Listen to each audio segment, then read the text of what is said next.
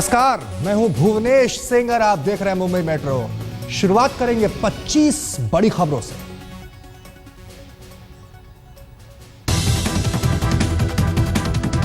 शिवसेना प्रमुख उद्धव ठाकरे और राजस्व और कृषि मंत्री एकनाथ खड़से में छिड़ी जंग। खड़से का बयान बना बवाल। राजस्व और कृषि मंत्री खड़से ने कहा था कि किसान जब मोबाइल बिल भर सकते हैं तो बिजली का बिल क्यों नहीं। बीजेपी नेता एकनाथ खड़से पर उद्धव का तंज, अजित पवार से की तुलना। उद्धव पर वार करते हुए एकनाथ खड़से ने यहां तक कह दिया कि जिन्हें यह नहीं पता कि मूंगफली कहां उगती है वो सिखाने की कोशिश न करें।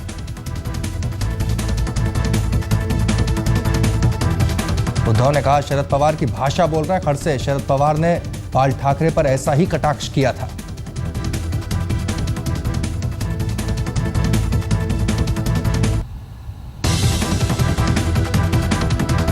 खड़से के खिलाफ पुलिस से शिकायत दर्ज करने के लिए शिवसेना नेता ने जाफराबाद पुलिस स्टेशन में एक अर्जी भेजी। आरोप है खड़से ने अपने बयान से किसानों को अपमानित किया है।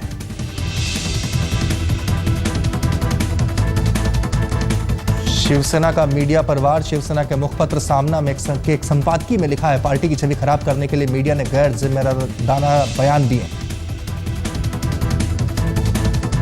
शिवसेना की मीडिया संगठनों को धमकी। सामना में लिखा, कुछ पॉलिटिकल पार्टियों को संतुष्ट करने वाले मीडिया संगठनों की पोल खोली जाएगी। नौसेना के 7 अफसरों को आईएनएस सिंधुरत्न पनडुब्बी में लगी आग का दोषी पाया गया। उनके खिलाफ अनुशासनात्मक कार्रवाई शुरू कर दी गई। राज्यसभा में रक्षा मंत्री मनोहर पर्रिकर ने दिया लिखित जवाब। फरवरी के महीने में आईएनएस सिंधुरत्न में आग लगने की वजह से 2 कर्मचारियों की मौत हो गई थी।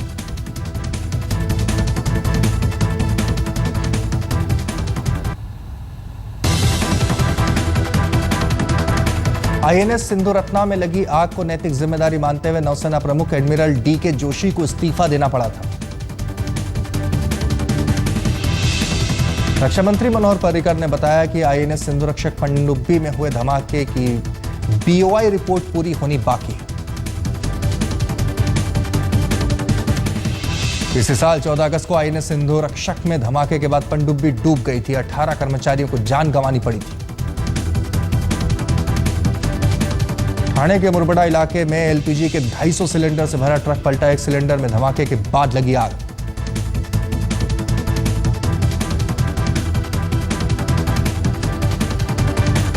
आसपास के लोगों ने फौरन पुलिस को दी खबर। मौके पर पहुंची फायर ब्रिगेड की 3 गाड़ियों ने आग पर काबू पाया।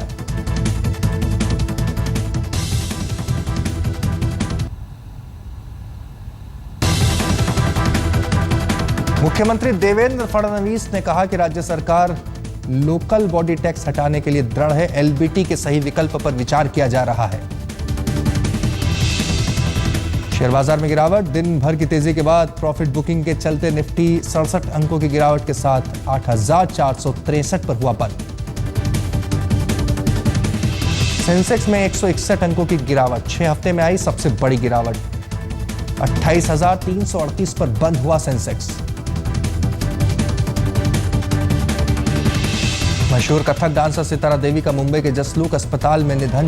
94 साल की कथक क्वीन कुछ दिनों से थी बीमार।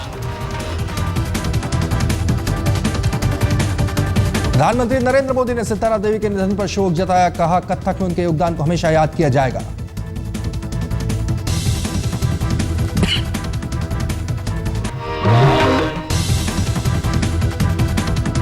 संगीतकार प्रसून जोशी बने स्वच्छ भारत अभियान का हिस्सा। बच्चों के लिए लगाई झाड़ू। Prime Minister's effort in the direction of making it kind of a movement is something which I really believe in. And I think whenever there is a choice between doing and not doing, I always go for doing.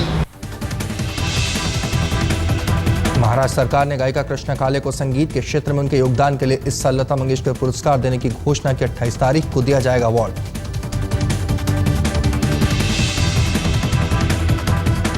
Mumbai में 6 से 13 दिसंबर तक Mumbai women international film festival का आयोजन। 63 देशों की 457 फिल्में दिखाई जाएंगी। फिल्म क्षेत्र में महिलाओं की उपलब्धियों का जश्न मनाने के लिए Maharashtra tourism development corporation festival का आयोजन कर रहा है।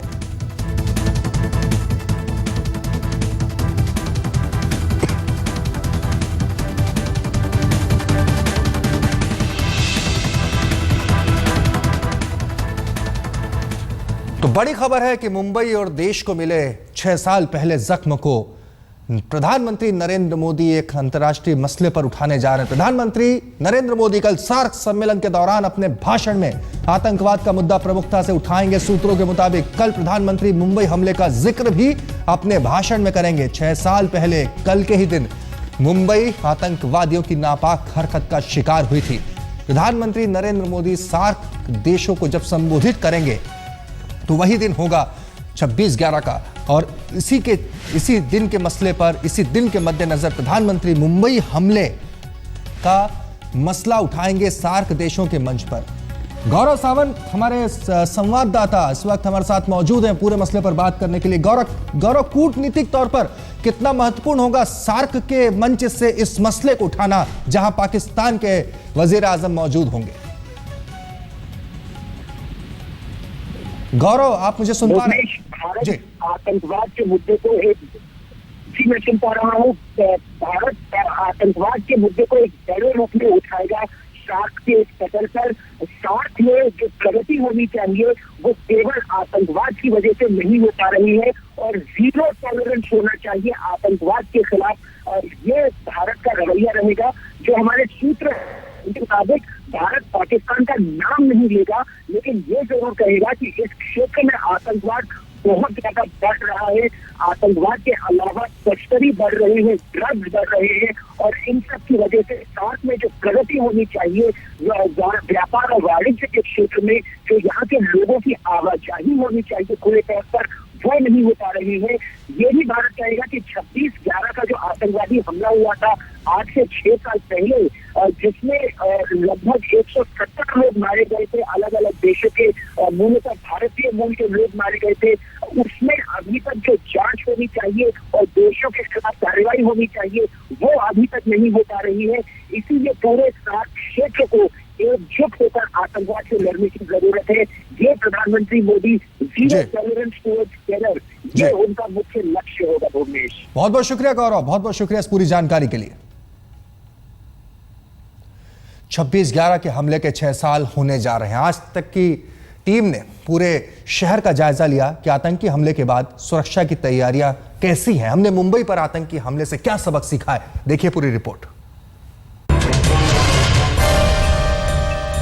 मुंबई का बदवार पार्क, ये वही जगह है जहां आतंकवादी अजमल कसाब अपने साथियों के साथ बोट में बैठकर आया था। यहीं से निकलकर कसाब छत्रपति शिवाजी टर्मिनस की तरफ गया और मुंबई में मचा दिया कोहराम। बदवार पार्क में सुरक्षा की कमी के चलते ही आतंकी मुंबई में दाखिल होकर अपने नापाक इरादों को सिरे लगा पाए थे। लेकिन उस हादसे के 6 साल बाद भी यहाँ न तो कोई पूछने वाला है और न ही कोई टोकने वाला। किसी भी प्रकार की सुरक्षा व्यवस्था अभी भी यहाँ पर नहीं दिख रही है। कोई भी बोट आ सकती है यहाँ पर और लोग निकलकर बाहर जा सकते हैं। हालांकि यहाँ पर एक पुलिस स्टेशन है जहाँ पर पुलिस तैनात रहती है, लेकिन इस पूरे इलाके में किसी भी प्रकार की सुरक्षा अभी भी नहीं है। यहाँ काम करने वाले लोग भी सुरक्षा की कमी महसूस करते हैं। यहाँ पे नहीं रहते कोई पुलिस आएगी चौकी, लेकिन यहाँ पे कोई नहीं है। यहाँ भी कोई नहीं था वो टाइम में। कोई निकल गया तो पता नहीं चलेगा कैसा आया था, कैसा कौन आया कौन गया। मुंबई का छत्रपति शिवाजी टर्मिनस, मुंबई का सबसे भीड़भाड़ वाला इलाका जहां रोज लाखों लोग आते हैं। 6 साल पहले इसी जगह पर आतंकवादी अजमल कसाब ने अपने साथी के साथ अंधाधुंध गोलियां चलाई थी।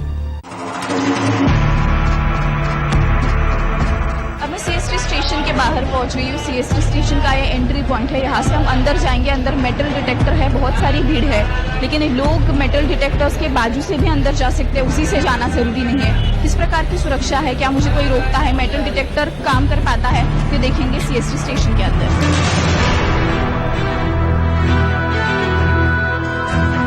हमारी रिपोर्टर एक बैग लेकर आसानी से सीएसटी स्टेशन के अंदर चली गई।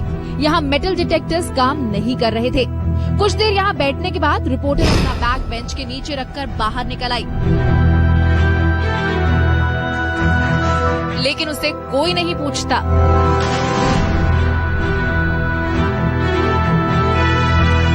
मैं सीएसटी स्टेशन से बाहर आ गई, मैंने बैग वहीं पर छोड़ी। 6 साल पहले यही स्टेशन था जो आतंकी हमले का शिकार बना था। अभी भी यहाँ पर क्या सुरक्षा व्यवस्था है वो हम देख सकते हैं। मेटल डिटेक्टर काम नहीं कर रहा है, किसी प्रकार की सुरक्षा नहीं है। मैं अपनी बैग स्टेशन पर छोड़ के चली आई, लेकिन किसी ने मुझे पूछा नहीं। 6 साल बाद सीएसटी का वही हाल है। मुंबई हमेशा से आतंकियों के निशाने पर रहा है, लेकिन इन हादसों के बाद भी मुंबई पुलिस ने कोई सबक नहीं लिया है। अमृता शेड़के, मुंबई आज तक। महाराष्ट्र में शिवसेना बीजेपी एक दूसरे पर कीचड़ उछालने में लगे। महाराष्ट्र के सूखा प्रभावित इलाके में हो रही नेताओं की बयानबाजी से आ गया है सियासी तूफान।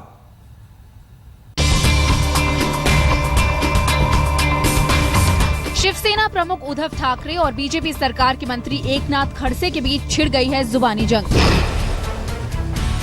रविवार को एक प्रेस कॉन्फ्रेंस को संबोधित करते हुए खड़से ने कहा था कि किसान जब मोबाइल बिल भर सकते हैं तो बिजली का बिल क्यों नहीं। बस फिर क्या था, उद्धव ने खड़से को कटघरे में खड़ा कर दिया और खड़से की तुलना सूखा प्रभावित किसानों के लिए बेतुका बयान कर चुके अजीत पवार से कर दी। उद्धव के बयान पर खड़से ने भी कड़ी प्रतिक्रिया जताई। महाराष्ट्र के राजस्व और कृषि मंत्री ने ये कहते हुए उद्धव पर हमला बोल दिया कि उद्धव तो ये तक नहीं जानते कि मूंगफली कहाँ उगती है। अजीत पवार का मेरी तुलना आज उद्धव को करना है वो करे ही। उद्धव जी को अभी कोई कामकाज तो है ही नहीं, दुष्काल का दौरा कर रहे हैं, पूरी तरह से मालूमात अगर उनको आती तो शायद ये स्टेटमेंट वो नहीं करते। मराठवाड़ा के सूखा प्रभावित इलाके का दौरा करने निकले उद्धव का जवाब भी तैयार था। एकनाथ खडसे काल जे बोलले होते तेव्हा मी असं म्हटलं होतं की हे अजित पवारांची भाषा बोलतायत, आज ते शरद पवारांची भाषा बोलतायत। कारण तुम्हाला लक्षात असेल की शरद पवारांनी शिवसेना प्रमुखांवरती हीच टीका केली होती, यांना रताळ खाली लागतं की वर लागतं, भुईमुख खाली लागतो की वर लागतं हे यांना कळत नाही। ये जंग कहीं शिवसेना बीजेपी के रिश्ते में आई दरार को और गहरा न कर दे। मुख्यमंत्री देवेंद्र फडणवीस और बीजेपी के बाकी वरिष्ठ नेता लगातार कह रहे हैं कि शिवसेना से बातचीत सही दिशा में आगे बढ़ रही है, लेकिन ये बयानबाजी आग में घी का काम कर सकती है। औरंगाबाद से किशोर निकम और मुंबई से कमलेश सुतार के साथ आज तक ब्यूरो। हत्थे चढ़ा है यूपी के पूर्व आईएएस ऑफिसर का बेटा, जिसने अपने साथियों के साथ मिलकर अपने ही कॉलेज के एक छात्र को किडनैप कर लिया। किडनैपिंग की वजह सिर्फ इतनी कि वो लड़का एक लड़की से बात कर रहा था जिसे आरोपी चाहता है। देखे कैमरा में देख, मांग माफी बुलाए वो नहीं बोल। एक लड़की से दोस्ती इस शख्स को पड़ गई महंगी।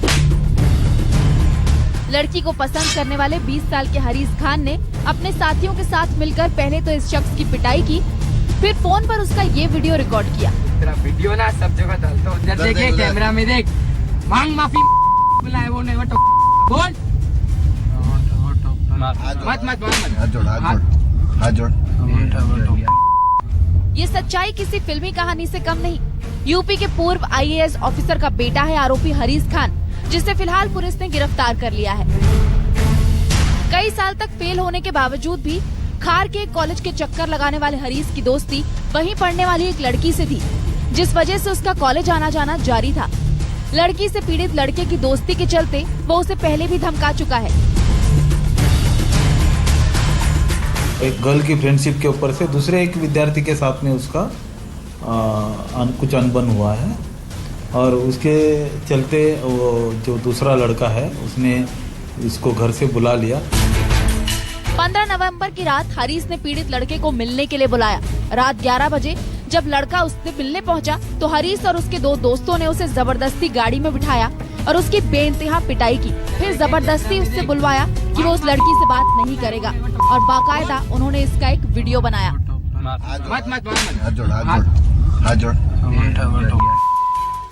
किसका पता नहीं, हमारा मकसद हम नहीं जानते। अभी हम इन्वेस्टिगेशन कर रहे हैं, इन्वेस्टिगेशन होने के बाद ही पता चलेगा मकसद। प्राइमरीली ऑफेंस जो है वो 15 तारीख को हुआ है और उसमें व्हाट्सएप का कनेक्शन नहीं आता है।